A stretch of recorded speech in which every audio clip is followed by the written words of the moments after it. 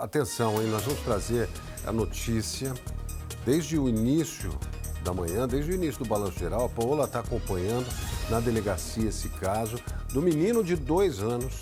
Deu entrada numa unidade de pronto atendimento em Itaquera, zona leste de São Paulo. A criança com vários traumas. Os profissionais tentaram fazer de tudo, os médicos fizeram de tudo, a criança não resistiu. E aí começou um questionamento para a mãe e o pai que levaram a criança. Eles disseram coisas que não eram compatíveis com as lesões que a criança tinha. Chamaram a polícia. Os 2 foram levados. O homem já tinha um histórico, inclusive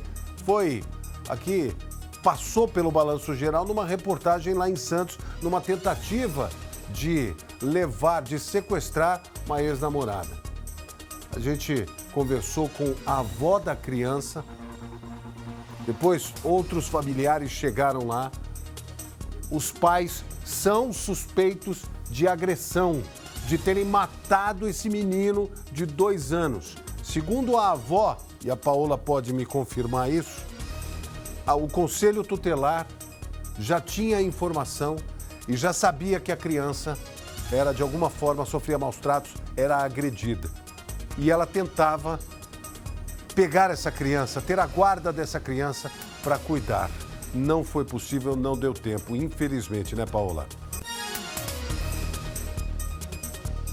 Não deu tempo não, William. O delegado acaba de decretar a prisão em flagrante dos pais, tanto o pai, o Rodrigo Queiroz, que tem 27 anos, e da mãe também dessa criança, a Eliana, que tem 21 anos. Pediu uma perícia na casa dos 2. Nesse momento, eles moram também aqui na Zona Leste. E os familiares, todos que estavam aqui muito consternados, claro, saíram nesse momento para a unidade de pronto atendimento, porque eles não tinham tido condições ainda de liberar o corpinho da criança, de fazer o reconhecimento ali do menino de apenas 2 anos, William. O fato é, claro, no início, o delegado foi ouvindo os familiares, eles eram considerados suspeitos, mas o depoimento da avó foi muito importante, porque ela já havia sido chamada no mês passado pelo Conselho Tutelar, porque a criança já havia sido levada ao pronto-socorro com vários hematomas e o Conselho Tutelar falou para a avó: essa criança está sendo vítima de maus tratos, faça alguma coisa.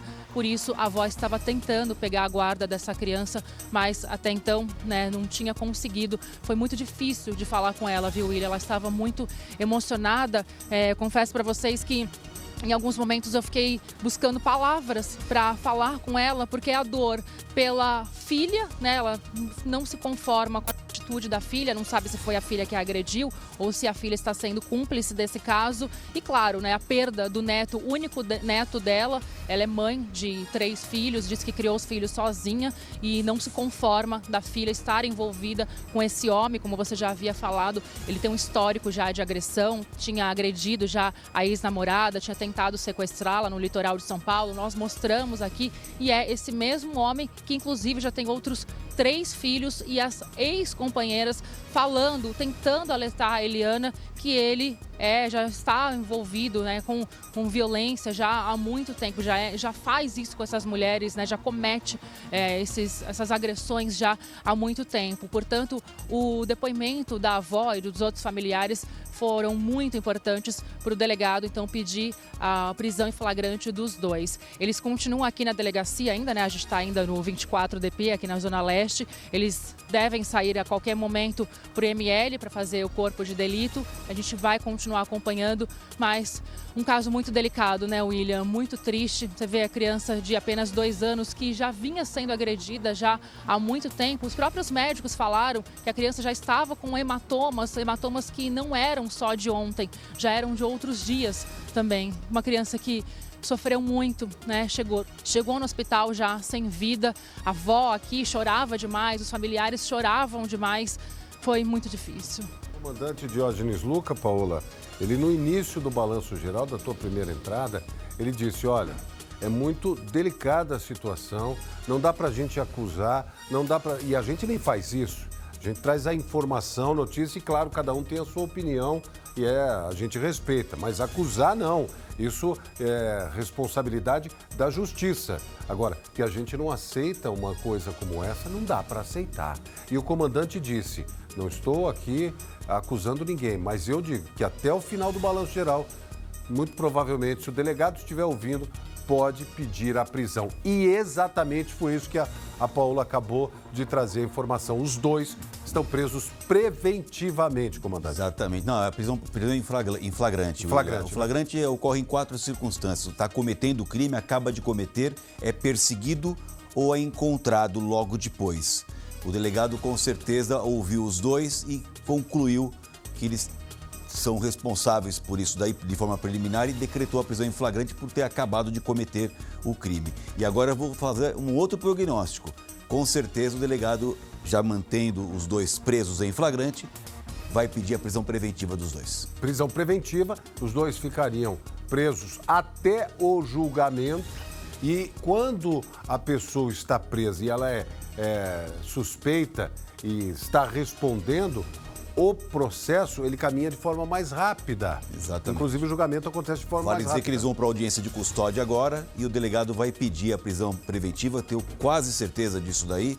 Ele já concluiu por prendê-los em flagrante que ali há vários elementos e ele vai justificar esses elementos para pedir a prisão preventiva, de modo que eles vão responder por esse crime na cadeia. Um crime brutal, um crime de agressão a uma criança de 2 anos.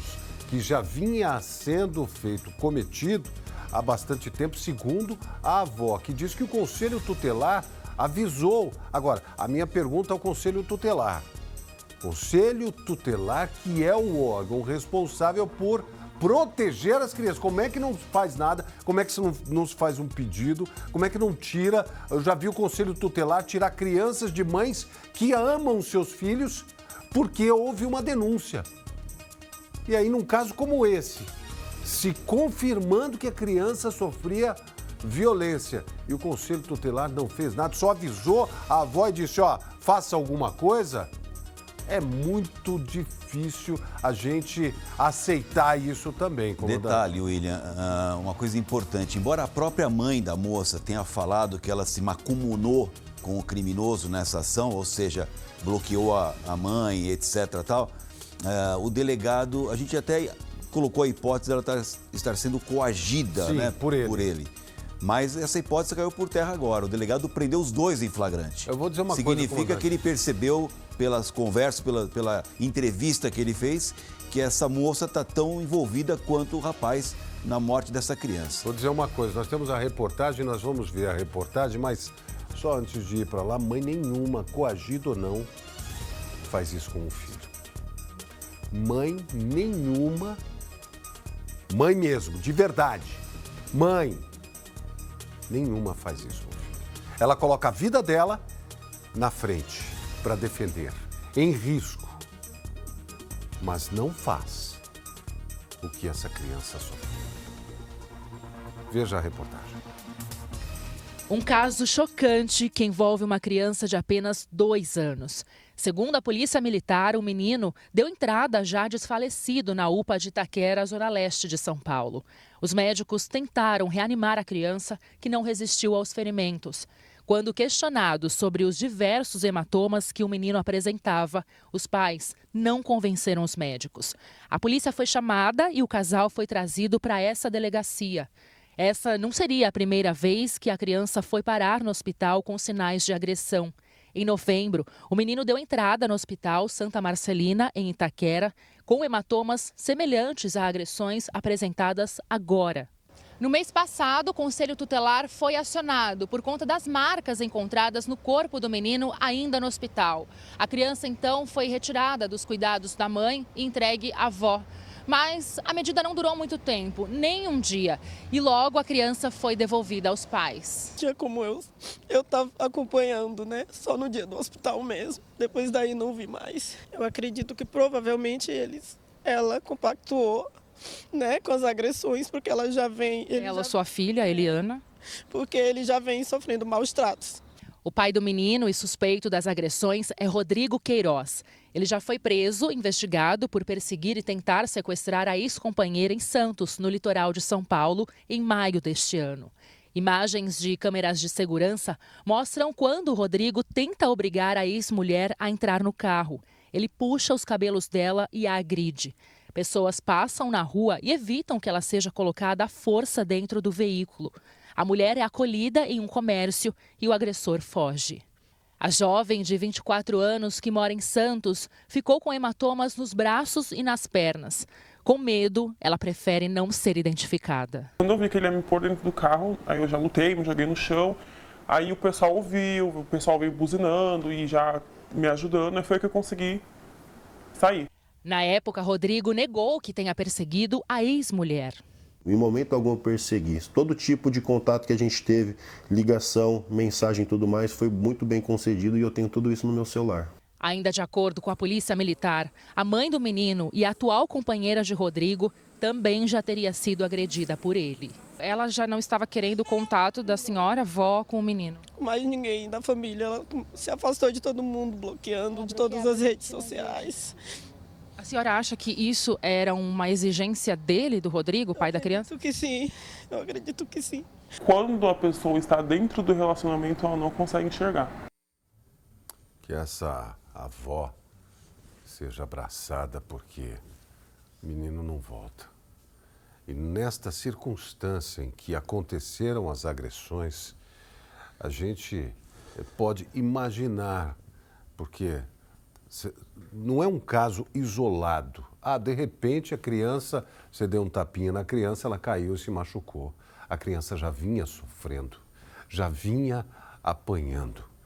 Quem fez, porque fez, como fez.